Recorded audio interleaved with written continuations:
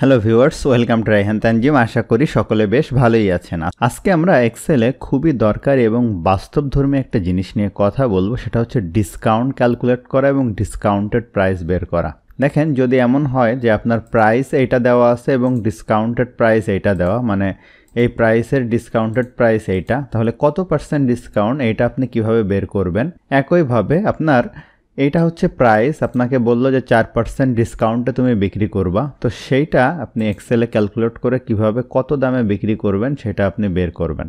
তো এই টোটাল জিনিসটা আপনাদেরকে সুন্দর করে দেখানো হবে। এক্সপার্ট হওয়ার জন্য ভিডিওটি অবশ্যই শেষ পর্যন্ত দেখে নেবেন। এছাড়া আপনি আমার চ্যানেলে নতুন হয়ে থাকলে চ্যানেলটি অবশ্যই সাবস্ক্রাইব করে নেবেন। তো চলুন শুরু করা যাক। তো দেখেন, এখানে আমার এটা হচ্ছে প্রাইস এবং ডিসকাউন্ট দেওয়ার পরে হচ্ছে এই প্রাইসটা। এখন তাহলে কত পার্সেন্ট ডিসকাউন্ট, সেটা যদি আপনাকে কোনো ইন্টারভিউ বা আপনার অফিসে কেউ ক্যালকুলেট করে দিতে বলে, তাহলে আপনি কিভাবে করবেন। তো এটার জন্য আমরা সিম্পলি যেটা করতে পারি, ইকুয়াল সাইন দিলাম, এই যে ডিসকাউন্ট দেওয়ার পরে যে প্রাইসটা এইটা ভাগ এইটা।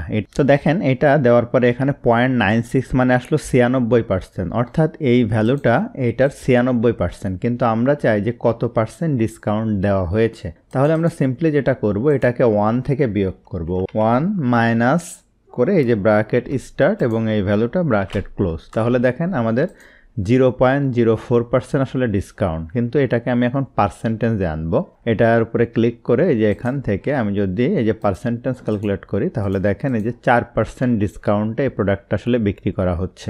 এটা আমার মূল প্রাইস, এটা ডিসকাউন্ট দেওয়ার প্রাইস। তাহলে কত পার্সেন্ট ডিসকাউন্টে বিক্রি করছি? 4%। এখন এটা ধরে যদি আমি এই পর্যন্ত টেনে দেই, তাহলে দেখেন এই পার্সেন্টেজটা খুব সহজে এখানে চলে আসলো। এখন এটা ছিল যে ডিসকাউন্টের পরিমাণটা বের করা। এখন যদি আপনাকে বলে এইটা হচ্ছে প্রাইস, এটা ডিসকাউন্ট হবে 4%, যে দামে বিক্রি হবে সেটা তুমি বের করো। তো আমি যদি এখানে ইকুয়াল সাইন দিই, দেওয়ার পরে এইটা টাকা, আমি গুণন এই যে 4% ডিসকাউন্ট দিলে এটার টাকা হয় হচ্ছে 1000 টাকা। যদি আমি নিচের দিকে টানি, এটা দেখেন হয় 1200 টাকা, এইটা হয় 500 টাকা, এইটা 2000 টাকা। তার মানে এই টাকা থেকে 2000 টাকা বাদ দিলে যে টাকা হবে সেইটাই আমি বিক্রি করব। তো এই জিনিসটা যদি সরাসরি এখানে দেখাতে চান, তাহলে আপনি কি করবেন, সিম্পলি এখানে গিয়ে এই সেলটা সিলেক্ট করবেন, করে এটা থেকে মাইনাস করবেন।